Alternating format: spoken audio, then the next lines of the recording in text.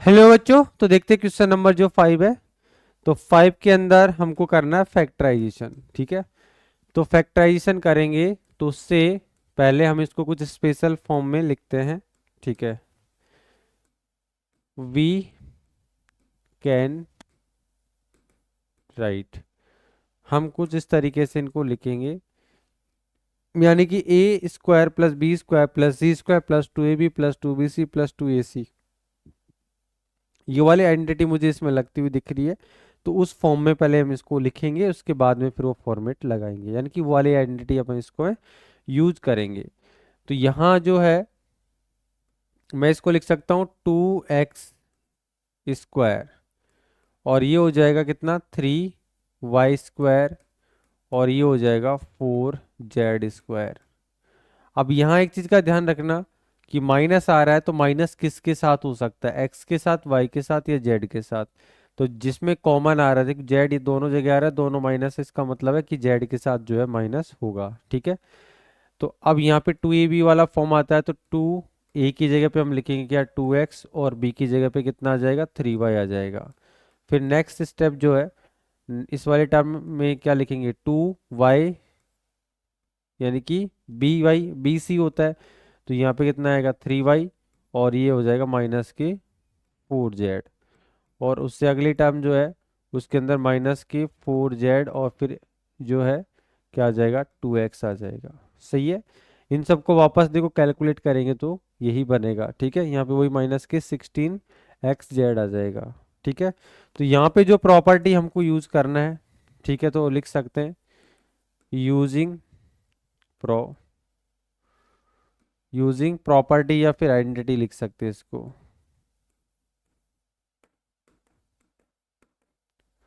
Identity, ठीक है, तो आइडेंटिटी क्या है, आइडेंटिटी है बेटा A square plus B square plus C square plus 2ab plus 2bc plus 2ac, और ये होता है क्या a plus B plus C का होल स्क्वायर।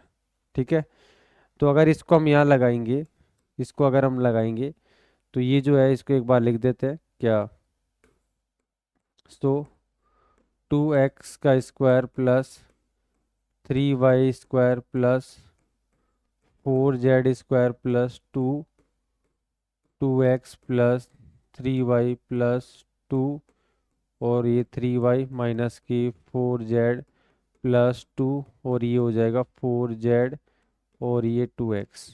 ठीक है, ये इस तरीके से, तो इसके इक्वल में क्या आएगा, इसके इक्वल में आ जाएगा a हमारे पास क्या है 2x है, b हमारे पास जो है वो 3y है, और c जो है हमारे पास माइनस की 4z है, इसका होल स्क्वायर।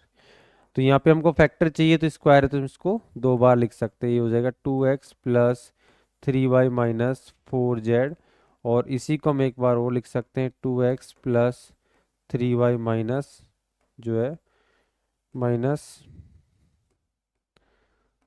4z। ठीक है, ये इसका क्या हो जाएगा, फैक्टर हो जाएगा। ठीक है बेटा, चलो देखते हैं फिर इसका नेक्स्ट पार्ट जो है, ये था फर्स्ट।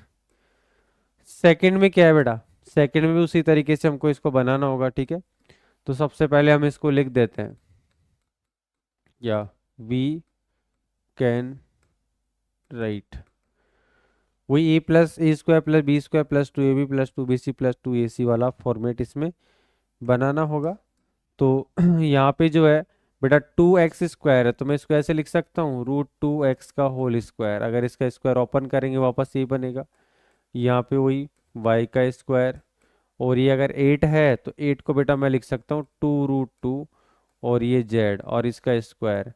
अब देखो ये z स्क्वायर हो जाएगा सीधा, इसका स्क्वायर करेंगे तो √2 जो है वो 2 होगा, 2 का स्क्वायर 4 होगा, 4 2 जा 8 बनेगा। सही है, अब बात आती है 2ab की, 2ab फिर 2bc फिर 2ac।